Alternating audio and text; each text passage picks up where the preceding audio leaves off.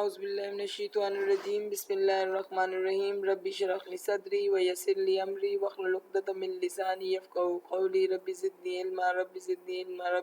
इल्मा वल्हिक़नी बिस्सालिहीन अल्लाहुम्मा इन्नी असअलुका इल्मन नाफ़िअन रिज़्क़न तय्यिबन व Amlan मुतक़ब्बलन. Assalamu alaikum students.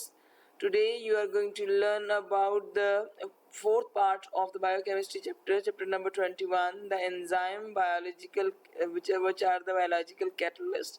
What are the role of enzyme as a catalyst and what are the factors affecting the enzyme's activity? So we will begin with the definition of the enzymes.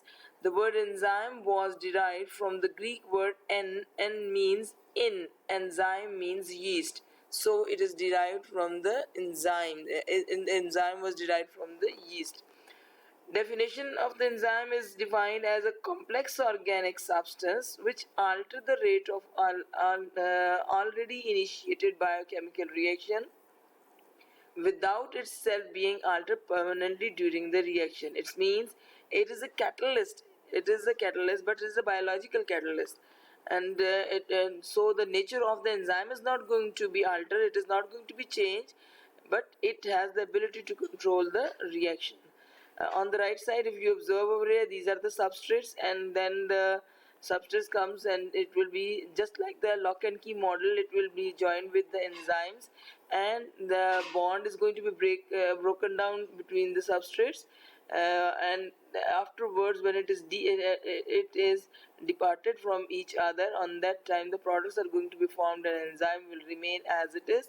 As you will see, it is in the start of the reaction.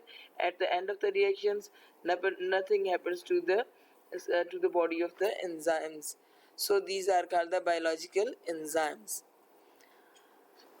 Role of enzyme as a biological catalyst or biocatalyst. Enzymes are proteins that have the specific functions. So the nature of the enzyme is that it is a protein. They speed up the rate of the chemical reactions in a cell or outside a cell. Enzymes act as a catalyst. They do not get consumed in the chemical reaction that accelerate.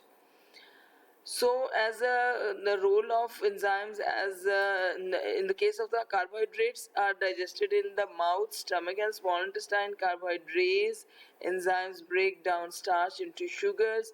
The saliva in your mouth contains the amylase, which is another starch digesting enzyme. On the right side, if you observe over here, this is the location. Then enzymes in the form of the dietary carbohydrates are there. Mouth salivary amylase. At the end of the enzyme, always remember that ASEAs are there, which will indicate that we are talking about the enzymes. So mouth we are having the salivary amylase, which the composition is that the starch and maltose, sucrose, and the lactose. These are going to be these carbohydrates are going to be digested by the salivary amylase.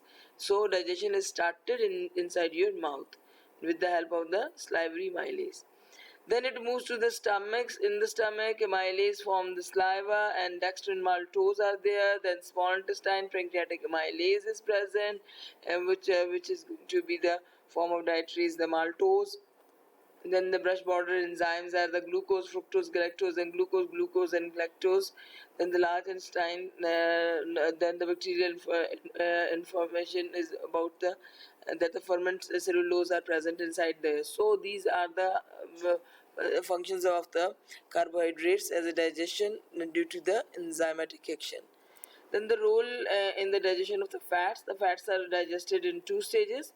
Firstly, the bile released by the gallbladder allows the fat to mix with the water by breaking the fat into smaller droplets. This is called the emulsification. So, question arises over here, what is emulsification? So, when the larger molecules of the fats are going to be converted into the smaller droplets, it is called the emulsification. The process is emulsification. Secondly, the digestive enzymes lipase breaks each fat molecule into the smaller glycerol fatty acid molecules. Here, if you observe, this is the fat molecule. When the lipase will act on it, it will convert the fat molecule into the glycerol part and the fatty acid part. So in this way, this is the effect of the enzymes on the fats. Then the role in the digestion of the proteins. The digestion of the proteins starts in the stomach, where the proteins of the food is digested by the pepsin present in the gastric juice of the stomach. The pepsin is active in acidic pH of the 1 to 2 in intestines, and where food comes in contact with the pancreatic juice. जब भी खाना जो है आपका, जब proteins की digestion की बात आएगी तो हमेशा स्टमक से स्टार्ट होगी. Food, the way food comes in contact with the pancreatic juice, which contains the numerous enzymes to digest the proteins of the remaining food. These enzymes include the trypsin, chymotrypsin, carboxypeptidases A and B, elastases, the collagens, etc. Down there, the pancreatic juice from the pancreas, the proteases, the endopeptidases, the digest proteins, and the polypeptidases, the protein, peptides, and amino acids. They are combined and they will form the proteases, endopeptidases. Then the amylase digest the sugars. They will digest the sugars and convert them into starch and maltose. Then the nucleases digest the DNA, RNA, nucleic acid, and the nucleosides are there. Lipase digests the fats, bile starts emulsifying fats, then dietary fats, then triglycerides, and the monoglycerides fatty acids are there. So bile from the liver and from the pancreatic juice, the pancreas, they will secrete like this. Then afterwards, the factors which are affecting the enzyme's activity. Effect of temperature is there, the pH range, the enzyme concentration, substrate concentration, and the enzyme inhibitions. These are the factors which affect the enzyme activity. When we are going to talk about the effect of the temperature, the rising temperature generally speeds up a reaction, and lowering temperature slows down a reaction. If the temperature, अगर temperature बढ़ता है तो reaction slow हो जाता है. However, extreme high temperatures can cause an enzyme to lose its shape. अगर बहुत ज़्यादा temperature बढ़ जाता है तो enzyme denature हो जाता है, because basically they are proteins, so that they will take the effect from the temperature and they will stop working.